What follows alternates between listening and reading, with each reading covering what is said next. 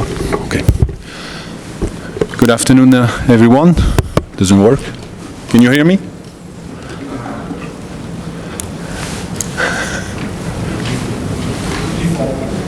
Je dois parler plus fort. Shall I speak louder? It's not for me, it's more for him. Tu peux faire un test de ton micro pour voir si toi ça marche. Is it working? Yeah. Yeah. Okay. It's working? Okay. So, good afternoon, everyone. Welcome to this press conference. The language will be English, but we have translation in French. Before we start with your question, we will start with FIFA President remarks. So I leave the floor to Gianni Infantino. Thank you. Thank you very much, Fabrice, and welcome also from my side to all of you here in Kigali for the press conference following the council meeting we had today. I would just like, first of all, to express my gratitude to Rwanda, to Kigali, to all the people of Rwanda, to President Paul Kagame, of course, who welcomed us as well, to the Football Association, to Jean, its president, to everyone who has made us feel home, away from home, but in a country which I personally believe it is an amazing country. Did you hear me before as well? Yeah, or do I have to repeat? Anyway, I was saying that Rwanda is an amazing country. It's a beautiful country. It is a country that I think has many lessons to teach to many of us all around the world. And for this reason, I'm particularly proud and happy that the Council of FIFA has agreed to come to Kigali for this council meeting. It is certainly an experience that we all take back home, close to our heart. Now, let's come to the council and to the decisions that were taken. The first one was that on a topic which heated some of the media in some parts of the world, at least, we have taken a decision to establish a task force to bolster the consultation process regarding the prospect of a revamped FIFA Club World Cup and the Worldwide Nations League. So, in order to do this, to revamp, to overhaul the Club World Cup, to discuss and make concrete proposals for a Worldwide Nations League, we set up this task force which will operate under the direction of the Bureau of the FIFA Council. The Bureau of the FIFA Council, which is composed, as you know, by the Confederation Presidents and the FIFA President, and of course we will then present the proposals already at the next council meeting, which is scheduled in Miami on 14th and 15th of March.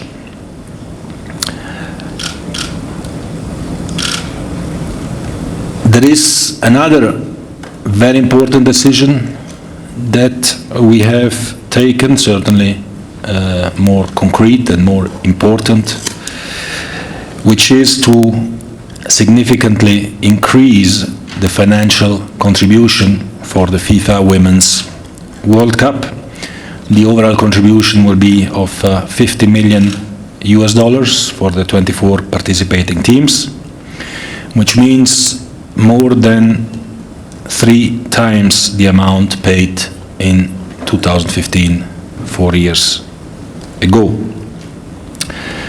Concretely, this means 100% increase in the prize money from 15 to 30 million, the introduction of preparatory money to allow the teams to prepare properly for 11.5 million, and a club benefit program to reward clubs as well for 8.5 million. It's very important message for women's football, for our World Cup, which will take place in France next year from the 7th of June to the 7th of July. It will certainly boost this World Cup even more, and we are all very much looking forward to that event. We've taken some decisions in terms of hosting of some competitions. Paraguay will host the FIFA Beach Soccer World Cup in 2019, and Lithuania will host the FIFA Futsal World Cup in 2020, so South America and Europe. When it comes to the international match calendar, we've also taken a couple of decisions. The first one is that at CONMEBOL's request to shift the hosting of the Copa America from odd years to even years, starting already with the addition after next year. There will be a Copa America played from the 12th of June to the 12th of July 2020, and subsequently the tournaments will be held every 4 years, so 20, 24, 28, and so on and so forth. CAF as well made a request to move the 2023 Africa Cup of Nations from January-February to June-July of 23. Also, this decision has been approved. And coming to the women's, to the calendar, on the women's calendar as well, well, we have approved now a calendar for women's football as well, international match calendar, to bring order as well in the women's football game. This is part of the strategy, it's part of the process to boost women's football, and we approved the calendar for a 4-year cycle, including 6 international windows per year, different types of windows, but it will be published, of course, in the next few days on FIFA.com, so you can look at the details. In addition to organizing competitions and dealing with the international match calendar, as you know, one of FIFA's main tasks is the football development. And when it comes to football development, we have established a couple of years ago a new program which we call the Forward program.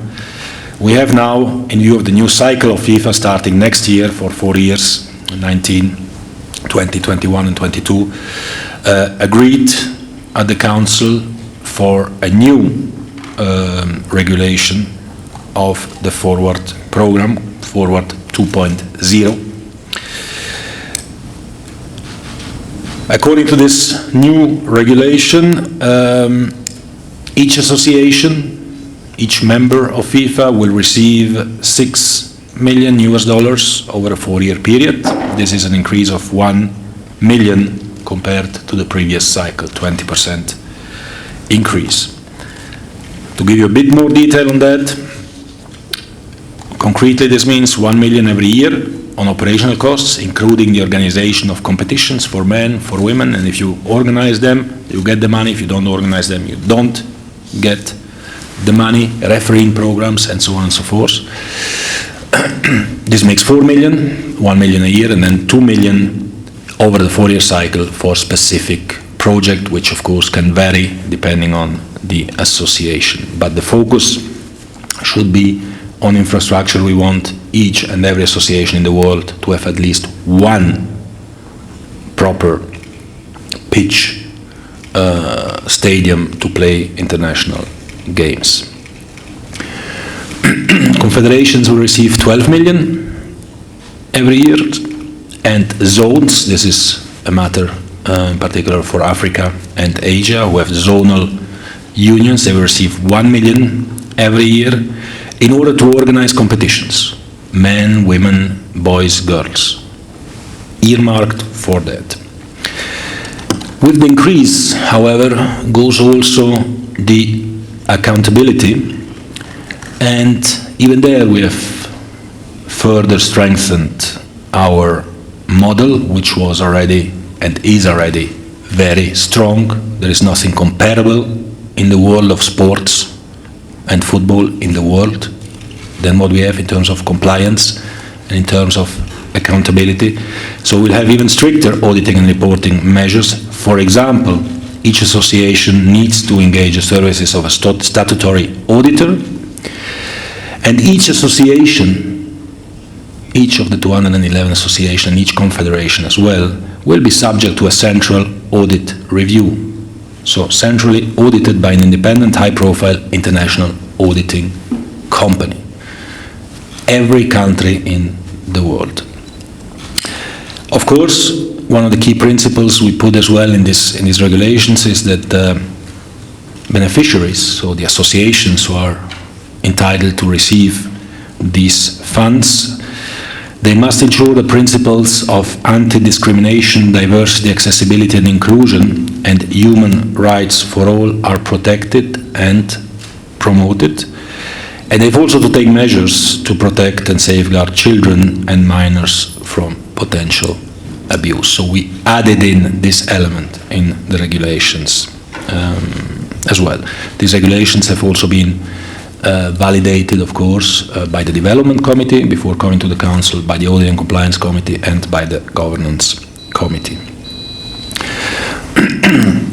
We have also presented, if it's for me, the call, I'm busy. So just, we have also presented, and it was approved by the Council, a new project which is very close to my heart, but to the heart of many people in the Council and outside. We call it Football for Schools program. It is an educational program where we think we can help states, governments, associations, society through football with education. You all know that football is not only a game that you play on the pitch, but that you can, through football, also pass on many messages and many values. Respect for rules, healthy lifestyle, society, abuse, many topics that you can bring into play through such a program. For this program, and thanks to the exceptionally good financial results that we are having at the end of the years of this year, we will earmark a budget of $100 million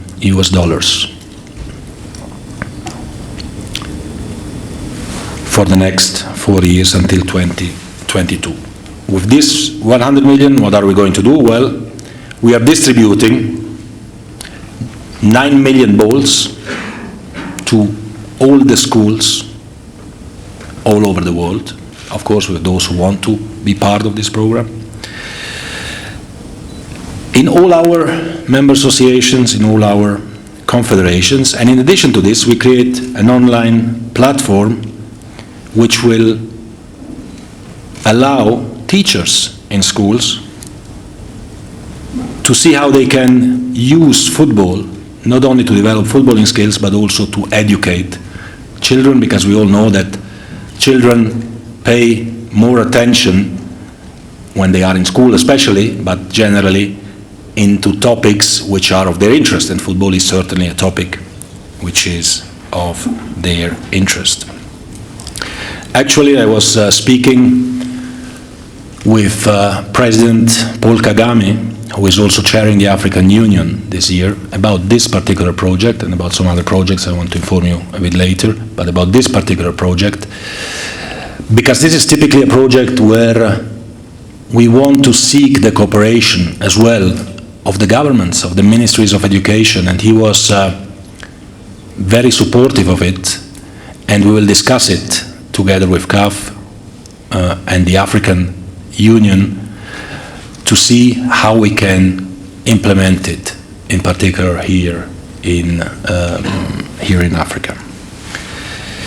When it comes to football governance matters, a couple of points. The FIFA Council has endorsed the reform package on the transfer system. This was agreed already by the stakeholders committee and recommended as such to the Council. It's a very important document. These are important steps when it comes to young players, loan of players, training compensation matters, agents, and so on and so forth. So the work which was done has been endorsed, some decisions have been taken in this respect, and the task force who is in charge of looking at this will continue its work, and in February will come with the next wave of measures. You know that when it comes to the transfer system, we need to have a serious discussion and some serious changes. We have also decided to set up a task force again, this time for women's football, in order to implement the strategy that we have agreed some time ago on global development of women's football. This was also a proposal from the stakeholders committee, and the Council accepted it and underlined the importance of women's football once again.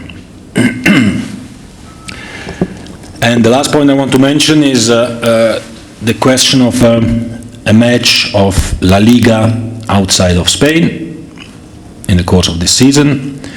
So, following a request of guidance from the Spanish FA, US Soccer and CONCACAF, the FIFA Council, of course, discussed this matter and this proposal to host an official game of La Liga outside of Spain, in Miami in particular. Now, consistent as well here with the opinion already expressed by the Football Stakeholders Committee, the Council emphasized the sporting principle that official league matches must be played within the territory of the respective member association. So the Council has very clear views on that.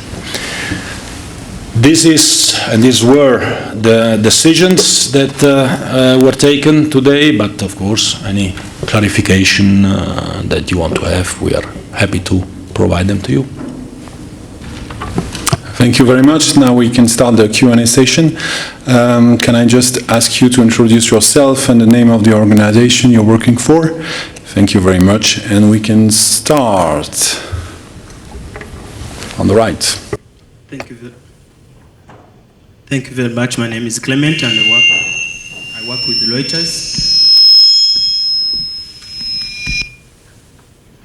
Reuters. You talked of the topic that hit the world, some parts of the world and some of the media. Why it was supposed to be, the decision was supposed to be taken today, and why did you fail to take a decision? And secondly, people are asking, where will investors come from? Can you tell us who will be the investors? And you talked of La Liga out of Spain. Did you confirm that this will happen in Miami? Thanks. I think on La Liga I've been clear. On what were the other questions? The investors and the competitions. Well, first of all, we have taken a decision. We have taken the decision to set up a task force to work on the details of these competitions, which are of high interest in many parts of the world, where some agree, others disagree, where there are different points of view, different opinions, and it's perfectly normal. And we had not presented any concrete proposal for decision today. The proposal was to discuss about it and then to finalize it in view of the next council meeting. And this is what exactly we are going to do. And once we have finalized the proposals, and again, there is a huge interest, both for national team competitions as well as for club competitions, then we will see what the commercial impact of these competitions will have. But before knowing whether we play a Club World Cup every 4 years or every year, as it is the case now, whether we play it with 8 teams or 16 teams or 24 teams or 32 teams, whether we play a Nations League at worldwide level with matches of teams from different confederations, and whether this competition takes place over 4, 6 or 8 match days within the international match calendar. These are all elements that will have to be taken into account when looking as well at the commercial exploitation of it. What I'm very, very, very happy about is that already before we have a final proposal, we see that there is a nice interest in the commercial world of worldwide competition, of FIFA being in charge as the world governing body of organizing these competitions. I think that the last World Cup might also have helped in this respect, because we have seen how we can organize top-class competitions. And, we will work on that, and we will hopefully come with some good news for world football sooner rather than later. On the left.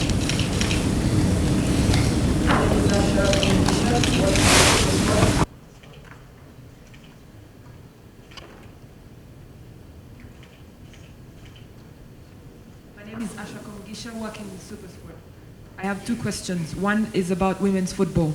The figures look very impressive in terms of prize money, but is FIFA going to do something very specific about implementation of the growth of women's football, especially on the African continent? The federations, yes, they try to have leagues, but they're not consistent, they're not professional, the players are not paid, can FIFA do something about that? And then secondly, my question is about the Global Nations League. Are you going to put into consideration, for example, traveling in Africa? We have a problem. Is it going to be zonal? Are you going to consider some of the things like that?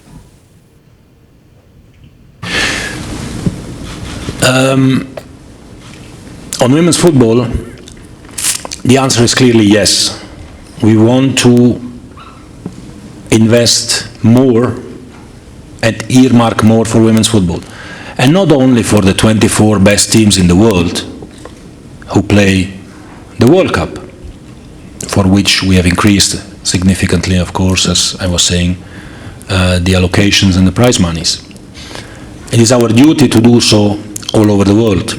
And to do so all over the world, we have also, and you will see the details when we publish the new forward regulations, for example, added in these regulations some specific requirements for all associations in the world, that in order to receive the necessary grants, they have to organize women's competitions. Otherwise, they don't receive these grants. So probably we cannot oblige someone to do something if he doesn't want, but if he wants to receive the amounts, then yes. But in addition to this, we are of course also trying to use all our capacities within FIFA. We have created for the first time a women's football division. We have a woman who is Secretary General of FIFA, and they are, believe me, pushing all the associations very, very hard to do something for women's football. And I think this is very important for us, and I say this in a country where 50% of the government is composed by women, where 61% of the parliament is composed by women. So I think these are good examples as well for football, and we will push that to make sure that there is more competition. I was also proposing some time ago a Women's World League. I announced this in the FIFA Congress last year. We've been discussing it, we've been presenting it to our associations. 95% of the associations were favorable. There are still a few points to be fine-tuned on that, so it is still parked in the administration, and now that we have the international match calendar which was approved, we can again look into that, and this Women's World League would also create possibilities for women to play international games and to improve like that.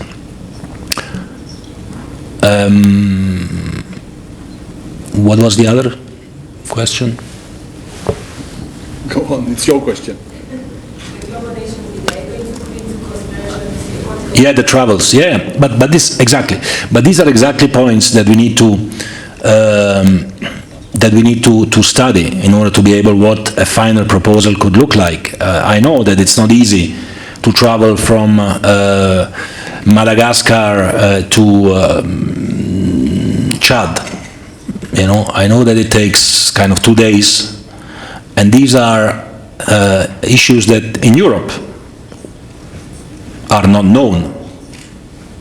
And that's why when we speak about a Nations League at worldwide level, we need to take into account all these elements, and whether matches will be played on a home and away basis, whether matches will be played in small tournaments, to create small events, as we were proposing for the Women's World League. These are all questions that I think are open for debate and discussion, and you know, I think with a constructive spirit and taking into account all these challenges which are different in different parts of the world, we will find the best solution to benefit everyone. Thank you very much. My name is Arnold Kwizera. I'm from Turkey. My question is also around the Global Nations League. Do we have a timeline, a specific timeline, for when we will see a possibility of an agreement on what you termed as essentials with UEFA in regards to the Global Nations League and the revamp of the FIFA Club World Cup? Thank you. Well, as I said, we will present the task force results at the next council meeting in March. We will see what these results are, so it's difficult to preempt before that. There are 2 confederations which already have a Nations League, for which rights are already sold, in particular when it comes to Europe until 2022, but others don't. Others don't. So there are certainly ways and possibilities to look into seeing what can be done, maybe already in other parts of the world earlier than that, and then for maybe the whole world after 2022. So, you know, we are open to every idea and every proposal, and as I was saying to the council members, I say it also to you, if anyone has any good proposal, please feel free to make it to us. And what I have felt from discussions around the world is that there is a need for good national team competitions, for quality national team competitions, and I think we need to do that always. I want to stress that within the international match calendar.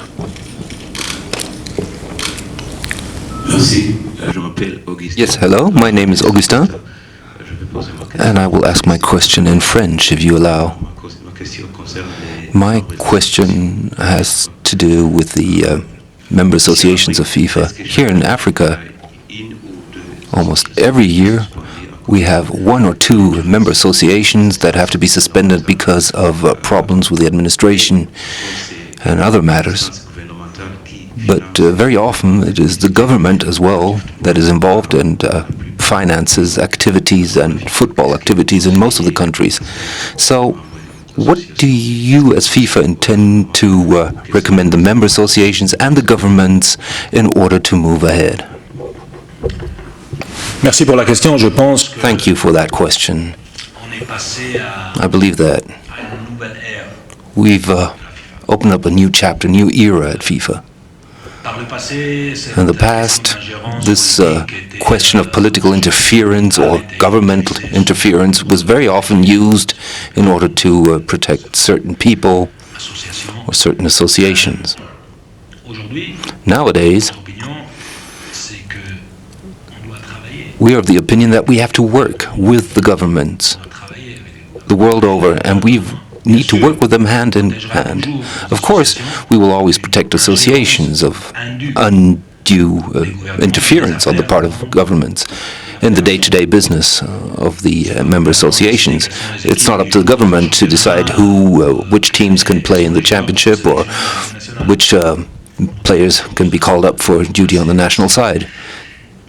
Just to name a few obvious examples, it's not up to the government to decide that they have to influence democratic elections and the process of democratic elections in an association. But of course, the government is still in charge of other aspects such as security, or assuring security, or also covering everything that falls within the remit of the criminal code or match fixing, education, infrastructure for youth. That is why we need to find ways and means to work together with the governments. And I'm very, very pleased because, of course, you're absolutely right in pointing out what is happening in Africa very often. And these are undue interferences. And, of course, we are under the obligation to suspend those associations. But afterwards, immediately afterwards, we get together also with the relevant authorities in the countries, and we hammer out a solution.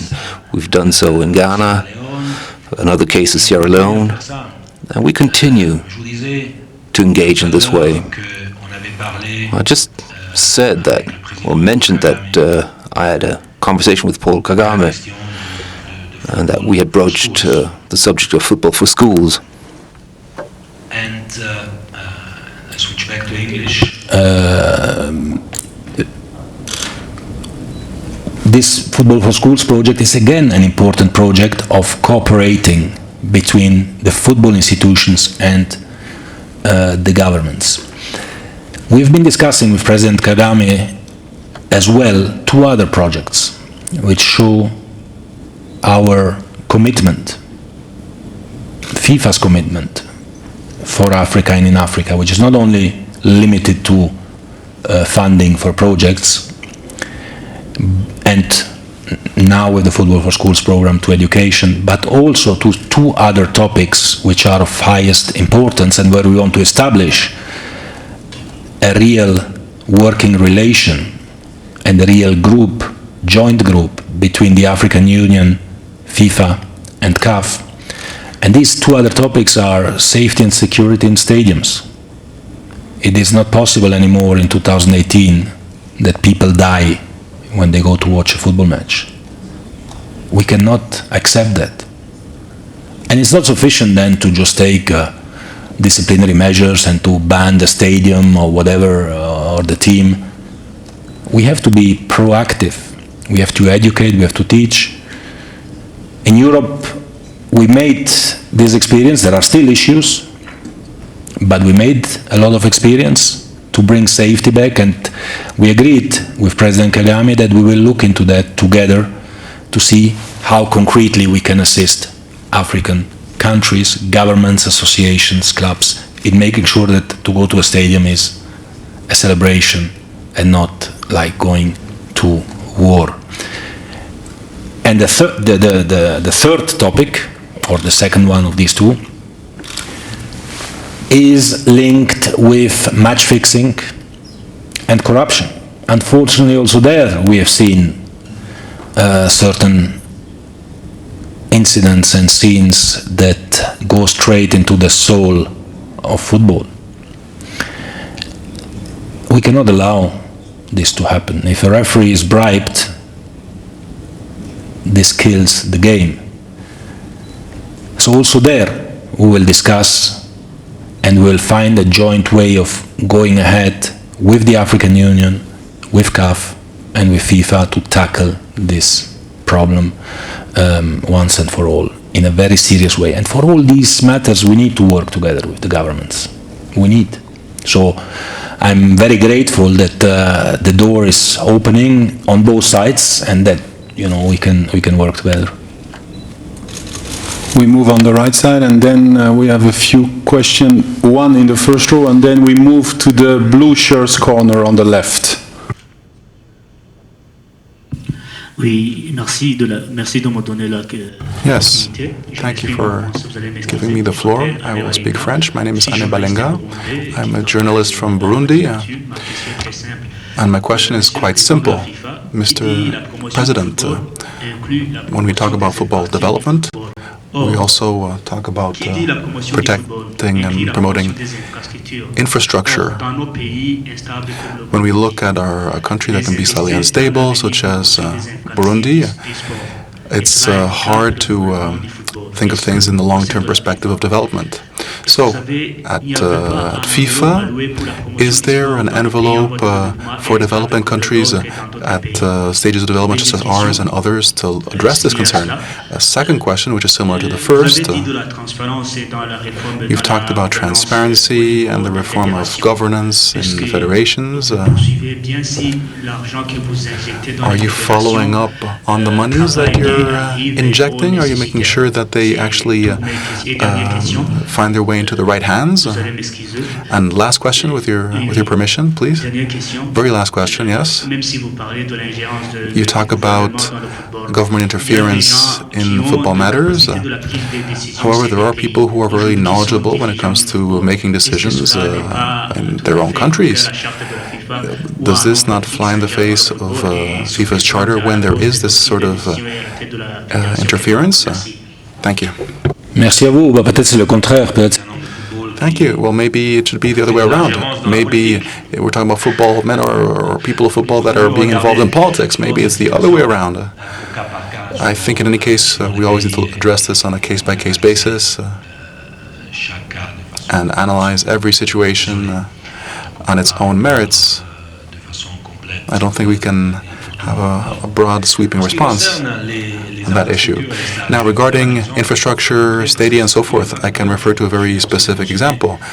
I talked about the Forward program with $1 million per year for federations and plus $2 million for projects. Now, if we take the case of Mauritania, for example,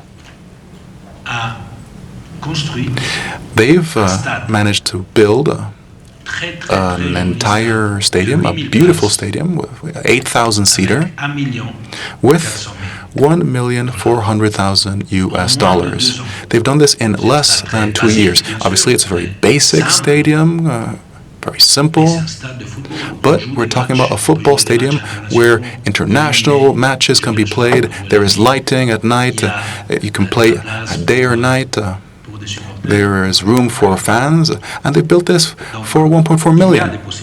So there are options. There are options to invest in infrastructure and so forth.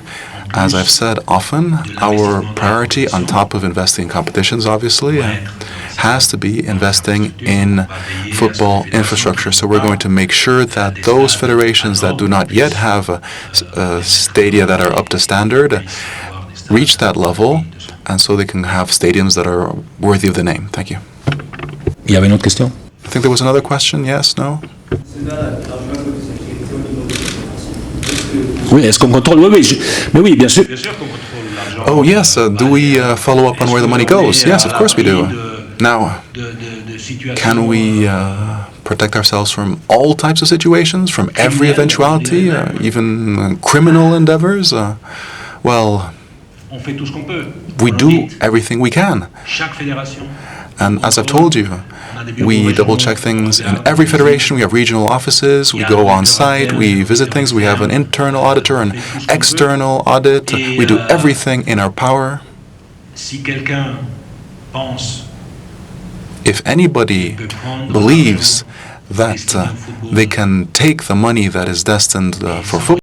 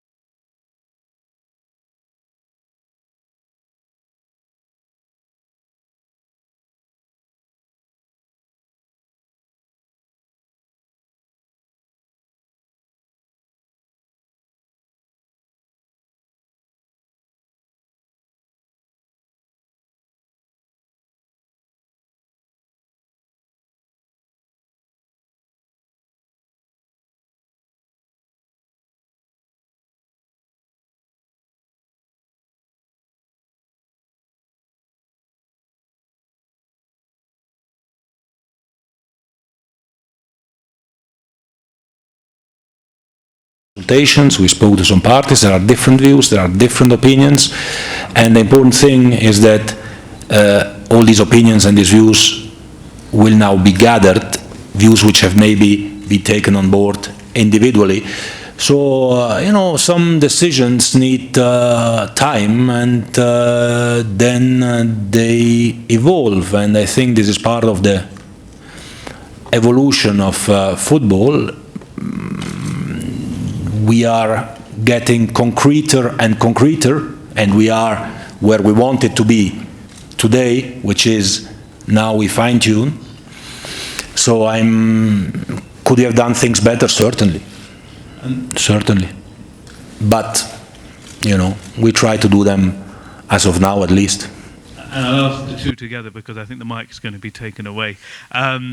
There was a note from the Leagues Association, Richard Scudamore, Seifert, etc., signed this thing, and they said they don't understand the recklessness with which FIFA is acting on these competition calendar issues, and the ECA said if this thing had been signed today, it would have represented an institutional crisis with potentially severe and far-reaching consequences on one hand. So do you understand how much, why they're so tense and so angry about this?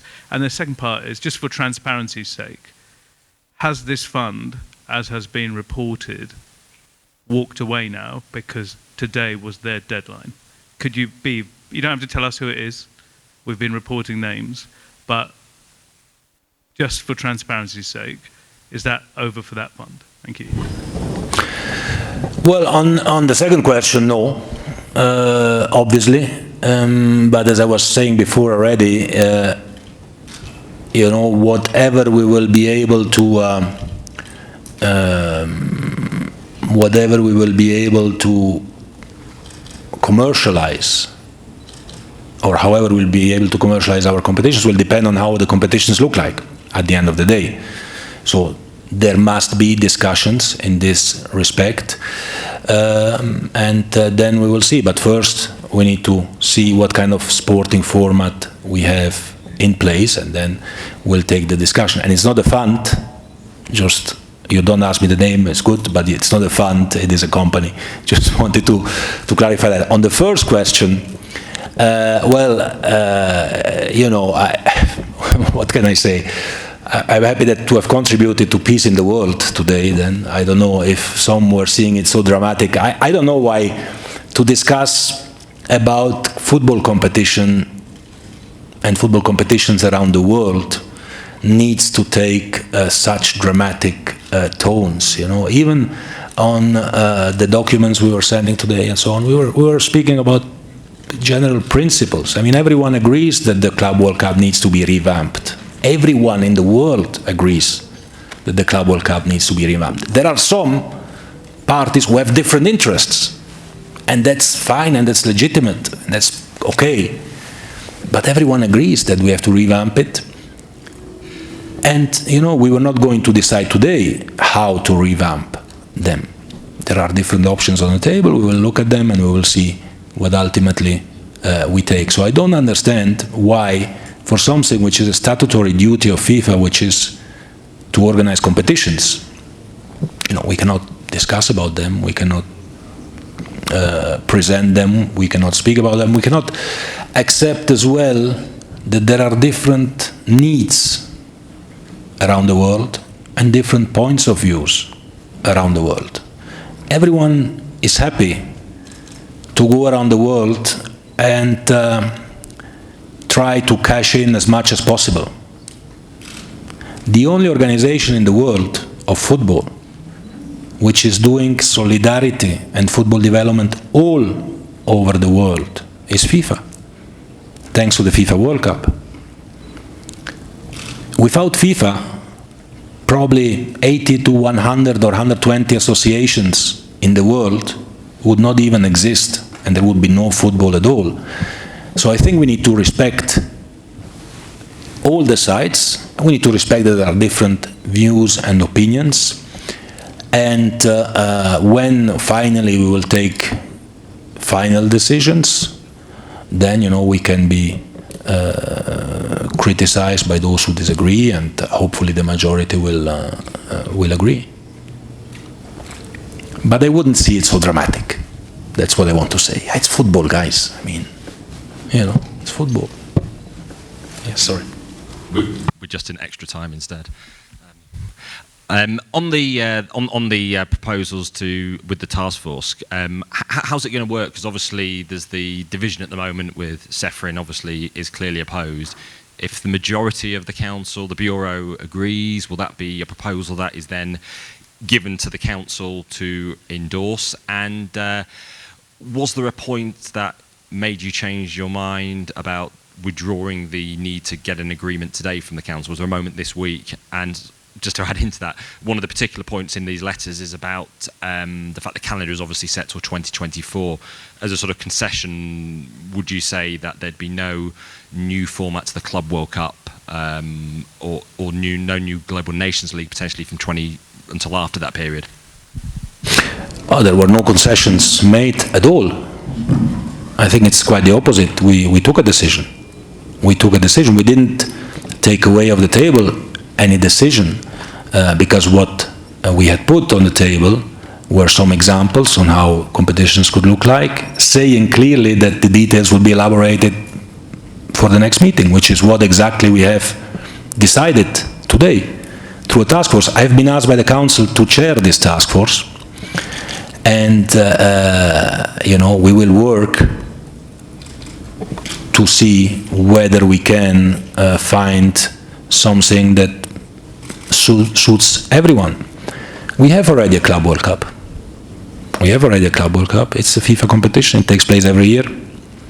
There is a Confederation Cup, which is taking place every year. The proposal, or one of the proposals we had made, is in line with the calendar. It doesn't add, it actually reduces the burden. We are the only organization in the world who propose something that reduces the number of matches players have to play. But, during the year, whether it's in the summer or in the winter, we have, speaking about the Club World Cup, many clubs who play in competitions outside of their continents, outside of their countries, as preparations, as whatever. So, there is certainly space for these games. There is space for interesting club games without adding into the international match calendar. So this is certainly one of the main concerns that we have. And then, of course, going forward, we will look into the calendar also for the future and see how we can adapt it to make everyone happy. But, when we will speak for the future of the international match calendar between national team games and club games, again, we have to consider that this is worldwide and that there are situations, for example, in Africa that we don't realize. And we can say we don't care, but it's not right. We have to care. We have to consider, we have to think, and there will be fights and there will be disagreements. I have been 16 years in UEFA. At least 15 out of these 16 years of my life have been to argue with clubs, sometimes in tones which were quite harsher than the ones that Tariq just mentioned. But at the end of the day, we always reached good agreements with everyone, because at the end it's about football. And there are different positions, and there are some who will always oppose on anything that we will propose. Like when I was in UEFA, there were always some who were opposing to everything UEFA was proposing, whether it was competitions, whether it was anything else. But then you need to move ahead, you need to take decisions. Not to take a decision is also to take a decision. But we have to take our responsibility and our duty serious at FIFA. Think about what we are here for, which is world football, and then decide, after speaking to everyone, taking on board the comments of everyone, trying to get everyone on board, but then moving it also ahead. I think that at some stage, leadership is not just trying to get nothing done in order to keep everyone happy. It's, yes, to assume responsibility as well, and to take decisions, but making sure that everyone had the chance to express itself, and trying with all the strengths we have to find always ways to please at least as much as possible everyone. This is the way we want to work, and I hope that this will bring us somewhere. If we look at the results of FIFA in the last 2.5 years, I think they were not too bad, objectively, in general, with this type of way of working. I hope.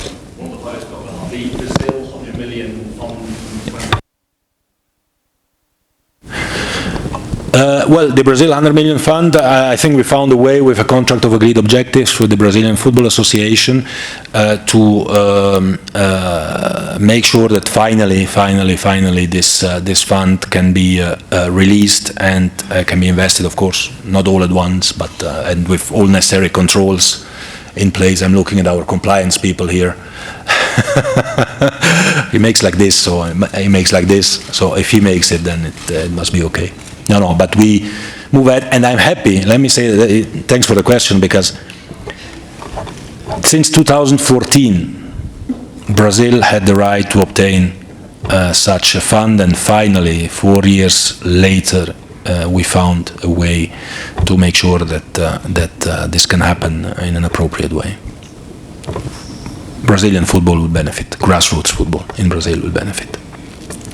Thank you. Go on, then. We go first row after you, and then we finish with Bean Sport for the last question. Okay, thank you. Andrew Jackson Ariada, my name's Kwese ESPN.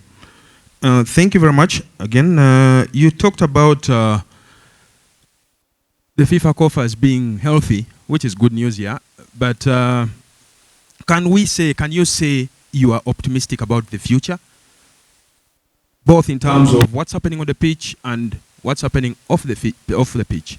And then two, we have had leadership challenges in Nigeria, Sierra Leone, Ghana. There were corruption issues. Looking at it from your side, can you say governance issues in Africa are getting better, getting worse? What's your view? Thank you. I'm not optimistic, I'm very optimistic for the future. I'm very optimistic because when I was elected FIFA president 2.5 years ago, FIFA had a budget for the 4-year cycle of 5 billion revenues, $5 billion. And FIFA was in a very, very deep crisis situation. FIFA was a toxic brand. Nobody wanted to be associated with FIFA, and we were there 2.5 years before the end of the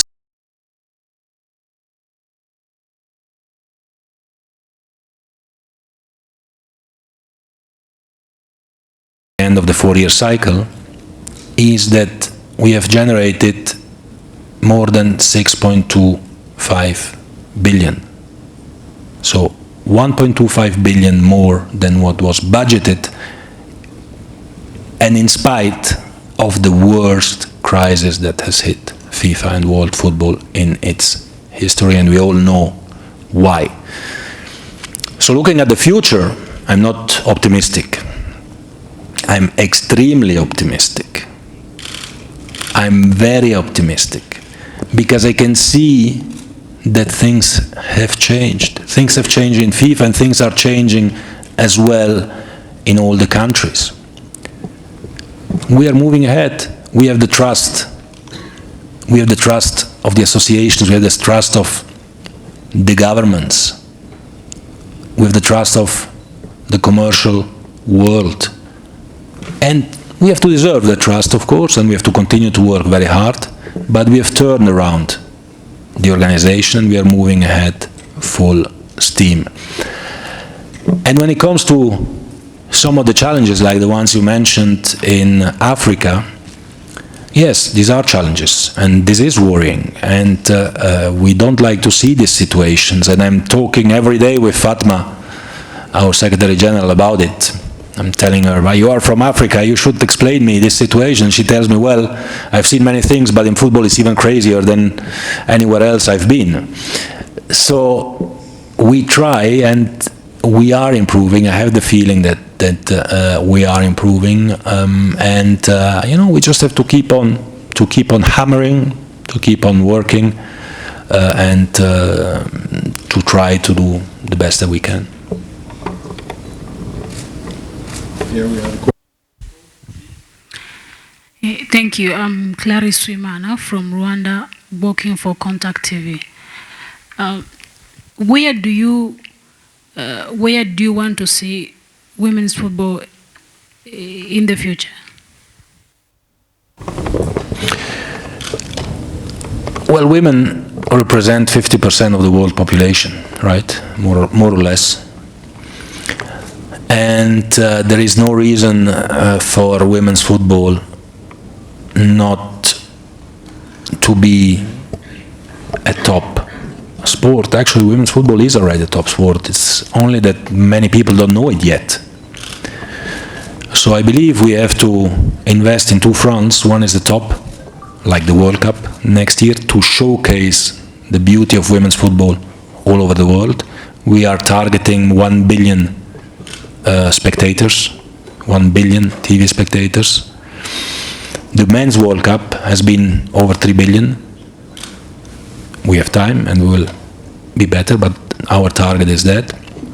And we have at the same time to invest in the grassroots. We have to invest in making sure that all our associations organize women's football competition, even in countries where, you know, this is difficult. I went to Iran to promote women's football. And they have a national team and they have competitions, they have women's football competitions. Of course, it's not easy, but we need to do that. And we need to make sure that we show that the potential of women's football is not only a potential, but it's real. So for me, in the future, well, you know, I hope that women's football will generate at least as much interest and revenues as men's football. And when we have achieved that, then I can retire.